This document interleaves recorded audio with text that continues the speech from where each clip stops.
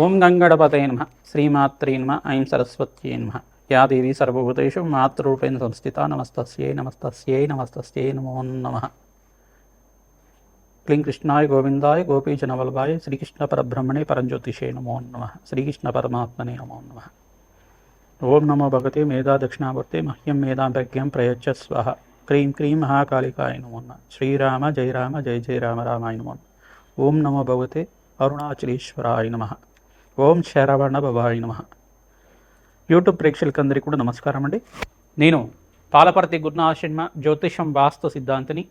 ఈ రోజున మనం చెప్పబోయే టాపిక్ ఏంటంటే ప్రధానంగా రాహుకేతుల ఒక ప్రభావం అంతా కూడా కాలసర్ప దోషాలు మేషాది ద్వాదశ రాశుల వాళ్ళకి జన్మలగ్నవశాత్తు జన్మజాతకం ప్రకారంగా ఏ రకంగా వర్తిస్తాయి, అందుకు కాలసర్ప దోషాలు అనేది అందరు కూడా చెప్తూ ఉంటారు. ప్రధానంగా జన్మజాతకంలో సంతానం అనేది ఆలస్యమైనప్పుడు కానీ, వివాహం ఆలస్యమైనప్పుడు కానీ, పితృదోషాలు ఉన్నప్పుడైనా కానీ, ప్రధానంగా ఆర్థికంగా ప్రతి నిమిషం కూడా ఆర్థికంగా అనుకున్న స్థాయితో ఎదుగుదల లేకపోవడం కానీ, అనేది ఫైనాన్షియల్ గ్రోత్ అనేది కరెక్ట్ టైంలో లేకపోవడం కానీ, బిజినెస్లో లాస్ రావడం కానీ, బిజినెస్లో అంతా కూడా ప్రాఫిట్స్ రాకుండా మీరంతా కూడా షట్ డౌన్ చేయడం కానీ, ఇదంతా కూడా కొన్ని కాలసర్ప దోషానికి కారణమవుతుంది. ప్రధానంగా చూసుకుంటే ప్రతినిత్యం కూడా ఈ యొక్క జన్మజాతకం వశాత్తు లగ్నాన్ని ప్రధానంగా చూసుకొని జాతకాన్ని అంతా కూడా విశ్లేషణ చేయించుకోవడం వల్ల జ్యోతిషంలో మీకు అంతా కూడా పరిష్కారం చూడడానికి ఆస్కారం ఉంటుంది. ప్రధానంగా దత్తనాడి ప్రకారంగా అయినా కానీ, ఈ యొక్క గోచారరీత్యా జాతకరీత్యా కానీ, ప్రధానంగా మీకు జన్మజాతకంలో ఉండే గ్రహాల యొక్క ప్రభావమే ప్రధానంగా ఉంటుంది. ప్రధానంగా జాతకరీత్యా చూసుకుంటే లగ్నము, పంచమ స్థానము, చతుర్థ స్థానము మరియు సప్తమ స్థానము, అష్టమ స్థానము, నవమ స్థానము, దశమ స్థానము, ద్వాదశ స్థానంలో అంటే ద్వాదశ స్థానం అనేది మన వ్యయ స్థానం అంటారు. ఈ స్థానాల్లో కనుక రాహుకేతులంతా కూడా సమసప్తకాల్లో ఉంటారు. ఎప్పుడైనా కానీ అపసవ్య దిశలో వాళ్ళంతా కూడా భ్రమణం అనేది ఉంటుంది. ప్రధానంగా చూసుకుంటే రాహుకేతులంతా కూడా ఛాయాగ్రహాలుగా చెప్పడం జరుగుతుంది. సర్పజాతికి చెందిన గ్రహాలుగా, సింహికా గర్భ సంభూతులుగా చెప్పడం జరుగుతుంది. ప్రధానంగా రాహుకేతులంతా కూడా మోక్ష జ్ఞానాన్ని ప్రసాదించడానికి, కర్మఫలదాన్ని అంతా కూడా అనుభవించే విధానికి చేయడానికి ఈ యొక్క కర్మఫలదాతలుగా చెప్పడం జరుగుతుంది. ప్రధానంగా రోగకారకులుగా కూడా చెప్పడం జరుగుతుంది. ప్రధానంగా చూసుకుంటే జన్మజాతకమే ప్రధానమైన జాతకంగా ఉంటుంది. కావున వివిధ జాతకాల్లో ఉంటే ఈ యొక్క ప్రతి ఒక్క నవగ్రహాలన్నీ కూడా రాహుకేతు మధ్యలో అంతా కూడా స్తంభంలో ఉంటాయి కనుక లగ్నం నుంచి అయినా చూసుకోవచ్చు, రాశి నుంచి అయినా చూసుకోవచ్చు. ఎక్కువ గ్రహాలన్నీ రాహుకేతుల యొక్క మధ్యలోనే ఉంటాయి కనుక ప్రధానంగా ఈ స్థానాల్లో కనుక ఉంటే రాహుకేతు మధ్యలో ఎక్కువ గ్రహాలన్నీ కూడా మధ్యలోనే ఉంటాయి, స్థిరంగా ఉంటాయి.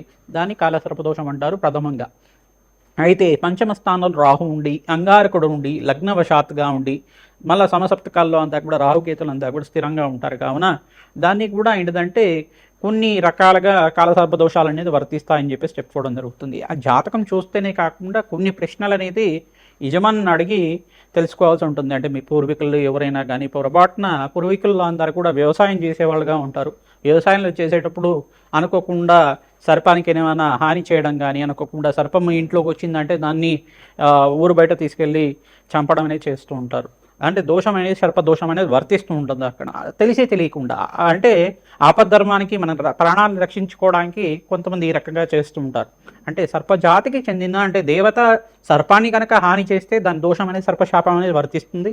కానీ ఇంట్లో పుట్ట ఉండడం, కొంతమందికి ఇంట్లో వాల్మీకం అనేది ఉండడం అనేది జరుగుతూ ఉంటుంది. ఇంట్లో పుట్టలు ఉంటాయి. కొంతమందికి మీ యొక్క పొలంలో అంతా కూడా పుట్టలు వెలిసడి ఉండడం, దాంట్లో అంతా కూడా సర్పాలు నివాసంగా ఉండడం జరుగుతూ ఉంటుంది. కొంతమందికి ఈ యొక్క పొలాల దగ్గర అంతా కూడా, బావిల దగ్గర అంతా కూడా కొన్ని ప్రాంతాల్లో అంతా కూడా ఈ పుట్టలు అనేది ఉండడం జరుగుతుంది. అనుకోకుండా మీరంతా కూడా దానికి ఏమైనా హాని చేసి ఉంటే కనుక ఇవన్నీ మీరు ఏమిటో ప్రయాణం చేసేటప్పుడు అనుకోకుండా సర్పానికి ఏమైనా హాని చేసి ఉంటే కనుక సర్పశాపం అనేది వర్తించడం కానీ, దీనివల్ల ఏమవుతుందంటే ప్రధానంగా చూసుకుంటే సంతానం ఆలస్యం అవ్వడం కానీ, వివాహం ఆలస్యం అవ్వడం కానీ, కొన్ని రోగకారకత్వాలు ప్రధానంగా చూసుకుంటే అంగారకుడు రాహు కానీ, అంగారకుడు కేతు కానీ పంచమ స్థానంలో కానీ నవమ స్థానంలో ఉంటే కనుక దీనికి ప్రధానంగా చూసుకుంటే సంతాన దోషం అని చెప్పేసి అంటారు. ఈ వంధ్యా దోషాలు అని చెప్పేసి అంటారు. వంధ్యా దోషాలు అంటారు. అంటే గర్భస్థ దోషాలు అని చెప్పేసి అంటారు.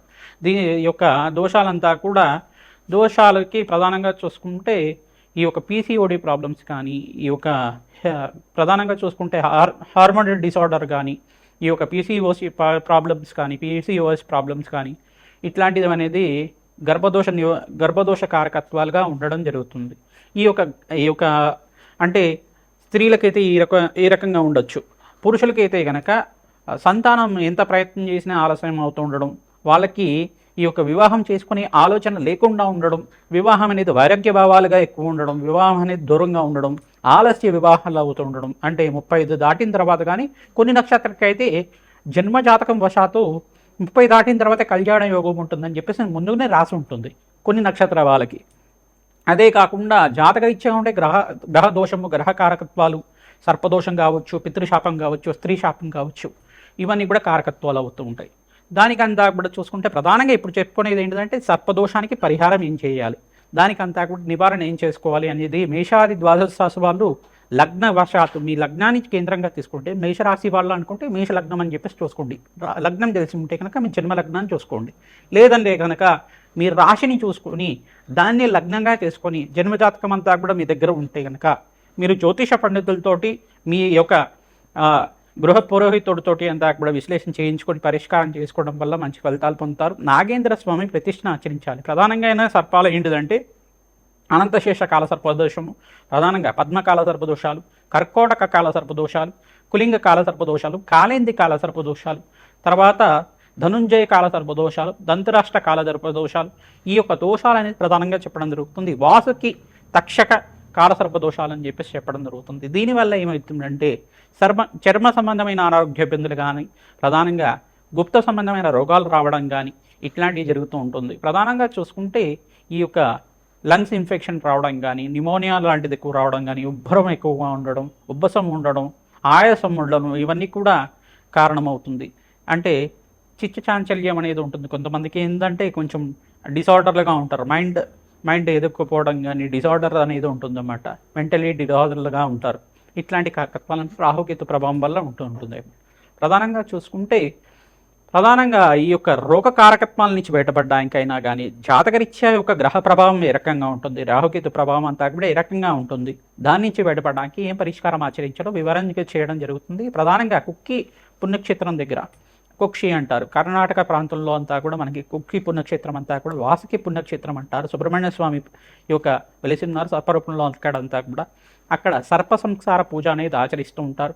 తర్వాత వివాహం కోసమైనా కానీ సంతానం కోసమైనా కానీ ఆలస్య కళ్యాణాలు అవుతున్నా కానీ ఈ సర్ప సంస్కార పూజ చేయడం, తర్వాత సర్పశాంతి, సర్ప బలి విధానం అనేది చేస్తూ ఉంటారు. అంటే ఇక్కడ విధానం ఏంటిదంటే ఈ యొక్క నక్షత్రాలన్నీ కూడా కారకత్వాలు అవుతుంటాయి. ప్రధానంగా రాహుకేతు నక్షత్రాలంతా చూసుకుంటే అశ్విని, మక, మూల, తర్వాత ఈ యొక్క ఆశ్లేష, యొక్క పుబ్బ, ప్రధానంగా చూసుకుంటే కొన్ని నక్షత్రాలు ప్రధానంగా చూసుకుంటే పూర్వభాద్ర నక్షత్రం కానీ ఈ యొక్క నక్షత్రాలంతా కూడా కారణమవుతుంటాయి. స్వాతి, తర్వాత శతభిషం, ఈ యొక్క నక్షత్రాలంతా కూడా సర్పజాతికి చెందిన నక్షత్రాలుగా చెప్పడం జరుగుతుంది. ప్రధానమైన దోషాలంతా కూడా ఈ నక్షత్రాలకు ప్రధానంగా ఉంటాయి. ఈ నక్షత్రాలంతా కూడా సర్పజాతికి చెందినవి కావున ఈ నక్షత్రాలకి జప హోమాది కార్యక్రమాలతో పాటు నక్షత్ర బలిని చేసుకోవడం జరుగుతుంది. ప్రధానంగా ఆశ్లేష నక్షత్రం అనేది ప్రధానంగా, మూల నక్షత్రం అనేది ప్రధానంగా, మకా నక్షత్రం అనేది ప్రధానంగా సర్పదోషానికి కారణమవుతుంది. ఇదొకటే కాకుండా వివిధ నక్షత్రాలకి జన్మజాతకం వశాతంతా కూడా వాళ్ళ యొక్క గ్రహస్థితిని ప్రకారంగా చెప్పడం జరుగుతుంది. నక్షత్ర బలి అనేది ప్రధానంగా చేయించుకుంటారు. ప్రధానంగా ఈ దోష నివారణకి ఈ సర్ప సంస్కారమే పూజమే కాకుండా దగ్గరలో ఉండే దేవాలయంలో కానీ పుణ్యక్షేత్ర ప్రాంతంలో అయినా కానీ నదీ ప్రవాహ ప్రాంతంలో అయినా కానీ సర్పప్రతిష్ఠ నాగుల్ని అంతా కూడా సర్పజాతికి చెందిన జోడు నాగులనంతా కూడా ప్రతిష్ఠ చేయడం, రావి చెట్టు, వేప చెట్టు ఉండే ప్రాంతం దగ్గర ప్రతిష్ఠ చేయడం వల్ల దానికి ప్రతినిత్యం కూడా మంగళవారం పూట ఈ యొక్క చిమిలిని నివేదన చేయడం వల్ల, నువ్వులు ఉండలేనంతా కూడా నివేదన చేయడం వల్ల సర్పదోష నివారణ కలుగుతుంది, వంశాభివృద్ధి కలుగుతుంది. ప్రతినిత్యం కూడా అన్నదానం చేయడం వల్ల సర్పశాపం నుంచి విముక్తి కలిగి శీఘ్ర సంతాన యోగం, శీఘ్ర కళ్యాణ యోగం కలగడానికి ఆస్కారం ఉంటుంది. జాతకరీత్యా సర్వగ్రహదోష నివారణ కలుగుతుంది, సకల కార్యసిద్ధి కలగడానికి ఆస్కారం ఉంటుంది. అమ్మవారి ఆరాధన విశేషంగా చేసుకున్న వాళ్ళకి ఎటువంటి దోషాలున్నా కానీ పోతాయన్నమాట. ప్రధానంగా ఈ యొక్క మానసదేవి చరిత్రను ఆరాధన చేసుకోవడం, తర్వాత జగత్కారు ఒక చరిత్రను ఆరాధన చేసుకోవడం, ప్రధానంగా అస్తిక మహాముని యొక్క చరిత్రని ఈ యొక్క ప్రవచనలాగా వింటుండడం వల్ల సర్పదోష నివారణ కలుగుతుంది. ఓం అస్తిక మహామని దేవతాయి నమో నమః, ఈ నామాన్ని జపాన్ని ఆచరించండి. మరి మానసదేవి ఆరాధన చేయడం వల్ల సర్పదోష నివారణ కలుగుతుంది. సుబ్రహ్మణ్య స్వామి ఆరాధన చేయడం వల్ల మీకంతా కూడా సర్పశాపం నుంచి బయటపడడానికి ఆస్కారం ఉంటుంది. వెంకటేశ్వర స్వామి వారిని గరుక్మంతుని ఆరాధన చేయడం వల్ల సర్పశాపం నుంచి బయటపడడానికి ఆస్కారం ఉంటుంది. ప్రధానంగా చూసుకుంటే ఈ ఒక గ్రహస్థితి అంతా కూడా ఏ రకంగా ఉండేది జన్మజాతకం చూసుకొని చెప్పాల్సి ఉంటుంది. మేమంతా కూడా లగ్నవశాత్తు ఈ స్థానంలో కనుక గ్రహస్థితి ఉంటే కనుక దీనికి దోషం కారణం అవుతుంది, దీనికి పరిష్కారం చేయడం జరుగుతుందని పరిష్కారం చెప్పడం జరుగుతుంది. మీ జన్మజాతకాన్ని అంతా కూడా మా యొక్క ఫోన్ నెంబర్కి మీరు వాట్సాప్ చేస్తే కనుక మీకు ఎటువంటి దోషాలు ఉన్నాయి, ఎటువంటి సర్పశాపాలు ఉన్నాయి, సర్పదోషాలు ఉన్నాయి, దానికంతా కూడా ప్రశ్నారూఢ ప్రకారంగా ప్రశ్న వేసి మీకంతా కూడా దత్తనాడి ప్రకారంగా విశ్లేషణ చేయడం జరుగుతుంది. వేదిక జ్యోతిష్యం ప్రకారంగా చెప్పడం జరుగుతుంది. మీకంతా కూడా శాంతి హోమాది కార్యక్రమాలు ఆచరించడం వల్ల మనోవాంఛలంతా కూడా తీరడానికి, అఖండ ఐశ్వర్యము, సత్సంతాన యోగం, పుత్రపౌత్రాది సమృద్ధి కలగడానికి ఆస్కారం ఉంటుంది. శీఘ్ర కళ్యాణ యోగం సిద్ధించడానికి, అష్టేశ్వర ప్రాప్తి కలగడానికి ఆస్కారం ఉంటుంది. మిథున రాశి జాతకులకి జన్మజాతకం వశాత్తు మిథున లగ్న జాతకులు కానీ మిథున రాశి జాతకులు కానీ మీరు విశ్లేషణ చేసుకునేటప్పుడు రాశి తెలిసి ఉంటే రాశిని చూసుకోండి, లగ్నం తెలిసి ఉంటే కనుక లగ్నాన్ని చూసుకోండి, జన్మ లగ్నాన్ని చూసుకోండి.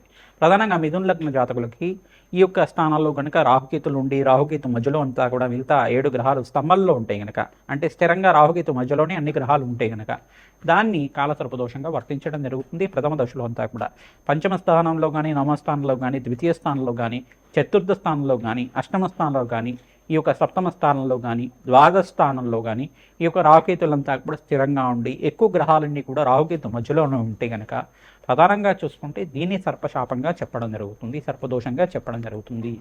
ఈ దోషం నుంచి బయటపడడానికి ప్రధానంగా మీకు చేయవలసిన పని ఇది ఏంటంటే సుబ్రహ్మణ్య స్వామి వారి ఆరాధన 10 మంగళవారం దాకా నిత్యం అభిషేకం చేయించడం, ప్రధానంగా దానిమ్మ పళ్ళని నివేదన చేయడం, దానిమ్మ పళ్ళు తేనెని కలిపి అభిషేకం చేయించడం స్వామివారికి సర్పశాంతి కలగడానికి ఆస్కారం ఉంటుంది. నాగేంద్ర స్వామికి అంతా కూడా జోడు నాగులు ఉన్న ప్రాంతం దగ్గర సర్ప ప్రతిష్టను చేసుకోవడం, నాగేంద్ర స్వామి ప్రతిష్ట చేసుకోవడం వల్ల మంచి ఫలితాలు పొందుతారు. సర్పదోషం ప్రబలంగా ఉన్నప్పుడు 7 పడుగులు ఉన్న నాగుని కానీ 5 పడుగులు ఉన్న నాగుని కానీ ప్రతిష్ట చేయించడం వల్ల దేవాలయ ప్రాంగణంలో నాగేంద్ర స్వామి ప్రతిష్టనంతా కూడా ఆచరించడం, పెద్ద విగ్రహాన్ని అంతా కూడా ప్రతిష్ట చేయడం వల్ల సర్పశాంతి కలగడానికి ఆస్కారం ఉంటుంది. ప్రామాణికాన్ని బట్టి దోషాన్ని బట్టి విగ్రహ ప్రతిష్ట అనేది ఉంటుంది. దాన్ని బట్టి ఎక్కడైతే దేవాలయ ప్రాంగణంలో ఈ విగ్రహ ప్రతిష్ఠ చేసిన తర్వాత భక్తులంతా కూడా నిత్యం పూజ చేస్తూ ఉంటారు. తద్వారా మీకు వంశాభివృద్ధి కలగడానికి ఆస్కారం ఉంటుంది, సర్పశాంతి కలగడానికి ఆస్కారం ఉంటుంది. అంటే మీరు తెలిసి కానీ తెలియకుండా కానీ పూర్వజన్మలో కానీ ఇహ జన్మలో కానీ ఈ జన్మలో అయినా కానీ మీరు కానీ మీ పూర్వీకులు కానీ సర్పానికి ఏమైనా దోషం చేసి ఉంటే కనుక, సర్పానికి ఏమైనా హాని చేసి ఉంటే కనుక, అది దేవతా సర్పమే అయి ఉంటే కనుక దానికంతా కూడా, అంటే నాగుపామై ఉంటే కనుక దానికంతా కూడా ప్రధానంగా సర్పశాంతి కలగాల్సిందే. ప్రధానంగా దానికంతా కూడా కాలసర్పదోషము, ఈ యొక్క కులింగ కాలసర్పదోషం అంటారు, కాళింది కాలసర్పదోషం అంటారు, వాసుకి కాలసర్పదోషం, తక్షక కాలసర్పదోషం మరియు వాసుకి కాలసర్పదోషాలు, ప్రధానంగా పద్మకాల సర్పదోషం అని చెప్పడం జరుగుతుంది. ప్రధానంగా ఈ దోషాల నుంచి బయటపడటానికి నాగేంద్ర స్వామి ప్రతిష్ఠను ఆచరించాలి, నక్షత్ర బలి నాగబలి చేయించాలి. తద్వారా మీకు అంతా కూడా శాంతి కలగడానికి ఆస్కారం ఉంటుంది. సర్పసుప్త పారాయణం అంతా కూడా చేసుకోవడం, ఎవరైతే సర్పసుప్త పారాయణం అంతా కూడా వేద బ్రాహ్మణత్వంతో పారాయణం చేస్తూ ఉంటారు, ప్రధానంగా సర్ప మూలమంత్రాన్ని అంతా కూడా జపాన్ని ఆచరించడం, మానసదేవి మూలమంత్రాన్ని అంతా కూడా జపాన్ని ఆచరించడం వల్ల ఈ తద్వారా మీకు అంతా కూడా మంచి ఫలితాలు పొందడానికి ఆస్కారం ఉంటుంది. ప్రధానంగా శాంతి హోమాది కార్యక్రమాలు ఆచరించాలి. ప్రధానంగా కుక్కి పుణ్యక్షేత్రంలో సర్ప సంస్కార పూజ ఆచరించడం, సుబ్రహ్మణ్య స్వామి వారికి అభిషేక హోమాది కార్యక్రమాలు ఆచరించుకోవడం వల్ల సర్పశాంతి కలుగుతుంది. నాగేంద్ర స్వామికి అంతా కూడా ప్రీతికరంగా రావి చెట్టు వేప చెట్టు ఉన్న ప్రాంతంలో మీరంతా కూడా మంచి ముహూర్తంలో చూసుకొని నాగేంద్ర స్వామి ప్రతిష్ఠ చేసుకోవడం వల్ల సంతాన యోగము వివాహ యోగం సిద్ధించడానికి ఆస్కారం ఉంటుంది. సర్పశాంతి కలిగిన తర్వాత మీకంతా కూడా రాజయోగం సిద్ధిస్తుంది, వంశాభివృద్ధి కలుగుతుంది. ఈ యొక్క ఎన్నో ఏళ్లుగా మీరు బాధపడే ఫైనాన్షియల్ ప్రాబ్లమ్ నుంచి బయటపడడానికి ఆస్కారం ఉంటుంది. వ్యాపారంలో అభివృద్ధి కలుగుతుంది, విదేశంలో స్థిరత్వం కోసం ప్రయత్నం చేసుకోవచ్చు, మంచి ఫలితాలు పొందడానికి ఆస్కారం ఉంటుంది. జాతకరీత్యా ఉండే దోషాలకి పరిష్కారం ఆచరించండి. అమ్మవారి దైవాల మీకంతా కూడా మంచి ఫలితాలు పొందడానికి ఆస్కారం ఉంటుంది. గోమాత సేవ విశేషంగా ఆచరించాలి, సర్పశాంతి కలుగుతుంది. శ్రీమాత్రేమ.